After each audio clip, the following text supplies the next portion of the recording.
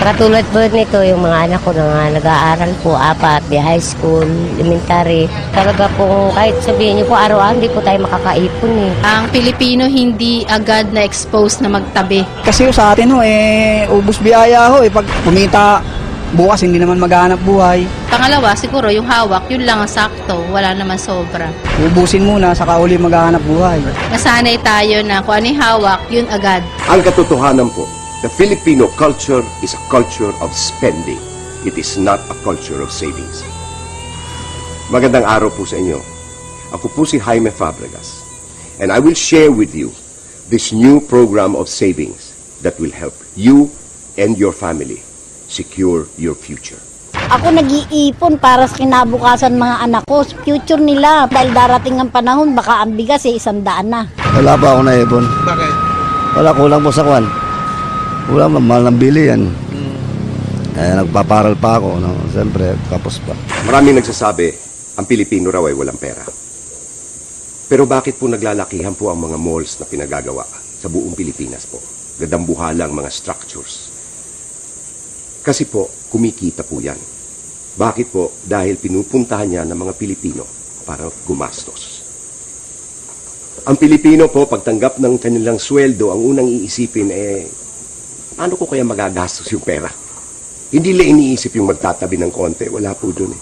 Pagtanggap ng pera, kung halimbawa hindi dapat bilhin, binibili nila, yung wala sa budget, binibili, ganun. Ang kaisipan ng Pilipino ay ganito eh.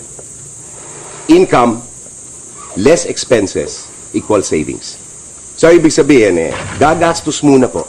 Kung may natitira, ay saka raw itatabi. Saka raw iipunin. Ang problema po niyan is, kadalasan ay walang natitira. Nauubos po lahat yan.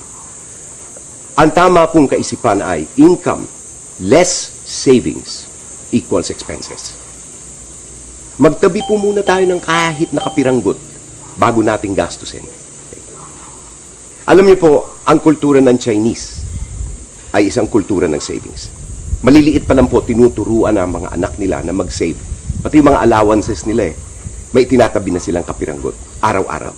Sabi nung kaibigan ko, ang Chinese raw, kita piso, tabi 20 centavos. Ang Pilipino, kita piso, gastos 2 piso. Bakit? Ang Pinoy kasi mayabang We measure success, or most of us measure success by the amount of money that we can spend. Okay? Kapag galante tayo at gumagastos tayo, parang ang feeling mo sinasabi natin sa buong mundo na, pre, successful ako. Marami akong pera. Ang problema po, darating ang araw na wala kayong pera dahil ginastos niyo lahat.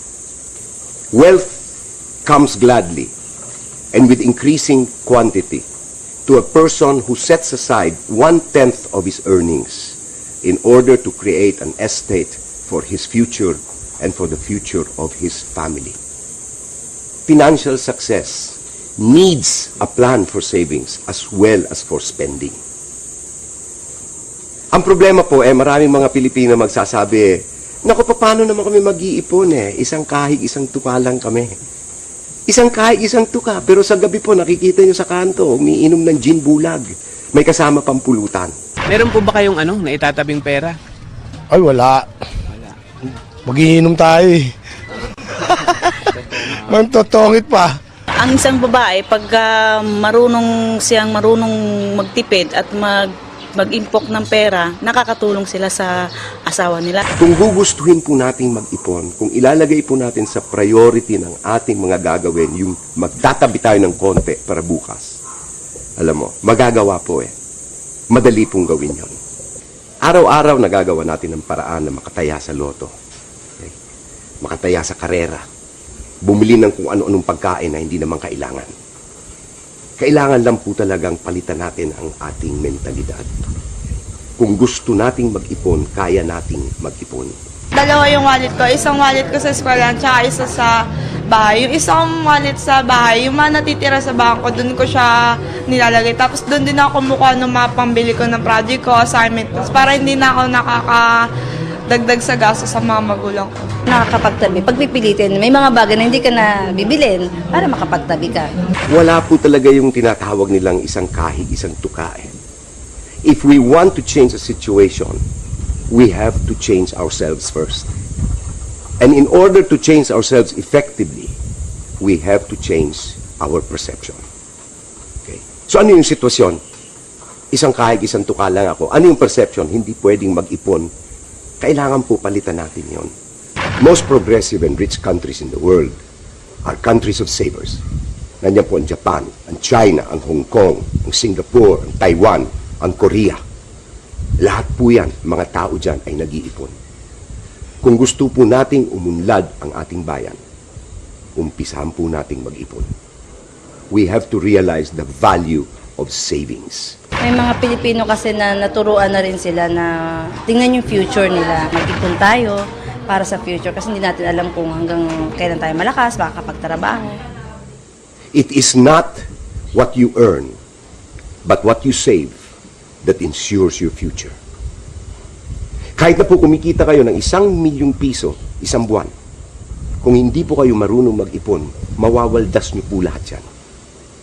Pero si Mr. Juan de la Cruz, na kumikita lamang, let's say, ng 30,000 a month, yung 10% ng kanyang kinikita, 20 years from now, may pering taong yan.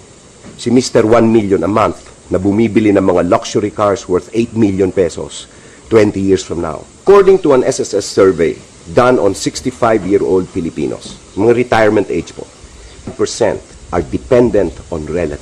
Bakit? Dahil walang pera. Hindi kasi nag-ipon. 30%, according to the survey, of 65-year-old Filipinos are dependent on charities. It's a prettier name, pero po, at the end, ang ibig sabihin lang po niyan ay nagmamalimos. 30% po. Bakit? Dahil walang pera. Dahil hindi nag-ipon. 23% of Filipinos 65 years of age are still working, according to the survey. Okay lang sa akin kung 65-year-old ka na at gusto mong magtrabaho pa. Okay lang yun. Be productive. Pero kung ang dahilan dahil nagtatrabaho ka pa ay dahil kung huminto ka, mawawalan ka ng kita at mawawalan ng pagkain ang pamilya mo, abay, malungkot po yun. Okay? After a while po, 60, malapit ka na pong tanggalin sa trabaho dahil pumapasok na yung mga bata. According to the survey, only 2% of 65-year-old Filipinos are financially independent. Saang kategorya po kayo gustong pumasok dyan? Siyempre, doon sa 2. Dahil wala po siguro sa atin ang gustong maging palamunin ng ating mga kamag-anak o ng kawang gawa. Meron din tayong self-pride, self-worth. Ayaw natin nun. So ano yung magagawa natin ngayon? We start saving for the future.